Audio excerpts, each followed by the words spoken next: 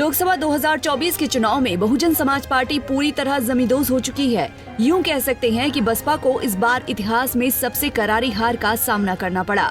दरअसल बहन जी को लोकसभा का चुनाव अकेले लड़ने का फैसला ही इसका मुख्य कारण बना।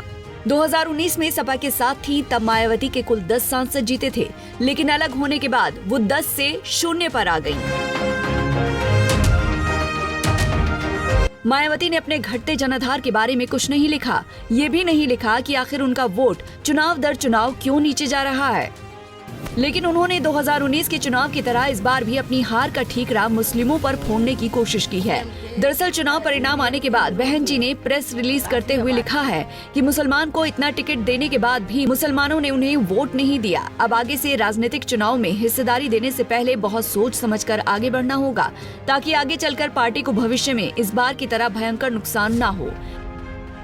फिलहाल मुस्लिम मतदाता तो दूर, बसपा का कोर वोटर भी इस बार इंडिया गठबंधन की तरफ जाता दिखा। इसका सबसे बड़ा कारण है कांग्रेस पार्टी। ये भी कह सकते हैं कि राहुल गांधी का बहुजन अवतार मायावती को खल रहा है।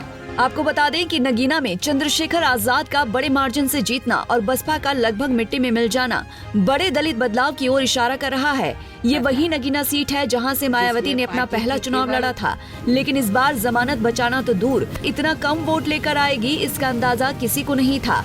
नगीना में बीएसपी चौथे नंबर पर रही और सिर्फ 13,272 वोट ही पा सकी। चर्चा ये भी की जा रही है कि मायावती की जिद ने पार्टी को इस कगार पर लाकर खड़ा कर दिया है कि बसपा भी अब सीजनल हो गई है, सिर्फ चुनाव के समय ही निकलती है, कार्यकर्ताओं से दूर होती जा रही है। विपक्ष के साथ ना मिलकर चुनाव लड़ना इनके लिए खतरा बन गया। पार्टी की सोशल इंजीनियरिंग के फॉर्मूले पूरी तरह से फेल रहे।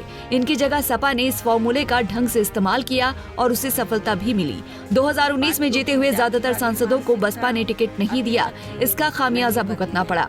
Bureau report, Punjab Kesari TV. हमसे जुड़े रहने के लिए हमारे YouTube चैनल को सब्सक्राइब करें और नई वीडियो की नोटिफिकेशन के लिए बेल आइकॉन को दबाएं।